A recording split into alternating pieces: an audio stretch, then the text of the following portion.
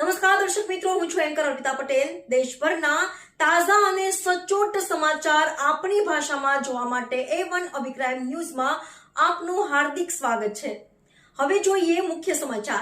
જમ્મુ કાશ્મીર આતંકવાદી હુમલાનો મામલો ધારી પોલીસ દ્વારા કોમ્બિંગ હાથ ધરાયું। ધારી પોલીસ દ્વારા અલગ અલગ ટીમો બનાવી વિવિધ વિસ્તારોમાં કોમ્બિંગ હાથ ધરાયું। ધારીના હિમખીમડી, નવી વસાહત, મેઇન બજાર, પ્રેમપરા વિસ્તાર સહિત વિવિધ વિસ્તારોમાં પોલીસનું સઘન ચેકિંગ।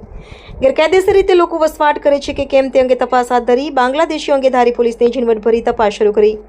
રહેણાંક વિસ્તાર, મુદ્રેશાઓ સાથે મસ્જિદોમાં પોલીસે તપાસ કરી। પરપ્રાંતીય લોકોની પોલીસ દ્વારા તપાસ હાથ ધરી।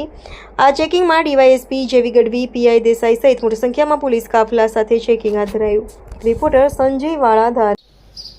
કાશ્મીરના પહેલગામમાં જે ઘટના બની છે તેના ભાગરૂપે ભારત સરકાર દ્વારા અને ગુજરાત સરકાર દ્વારા ભારતમાં વસતા તમામ જે ઇલીગલ લોકો છે તેમને ડિપોર્ટ કરવાની કામગીરી કરવામાં આવી રહી છે। તે અંતર્ગત ધારી ડિવિઝનના જેટલા પણ શંકાસ્પદ જગ્યાઓ છે ત્યાં રહી આજે ધારી પોલીસ સ્ટેશનની સાથે દરેકની ચકાસણી કરવામાં આવી રહી છે અને જો કોઈ પણ આવા ઇલીગલ વ્યક્તિઓ જેમની પાસે પૂરતા ડોક્યુમેન્ટેશન નહીં હોય, જો તેવા મળવામાં આવશે તો તેમને ડિટેન અને ડિપોર્ટેશનની આગળની કાર્યવાહી કરવામાં આવશે।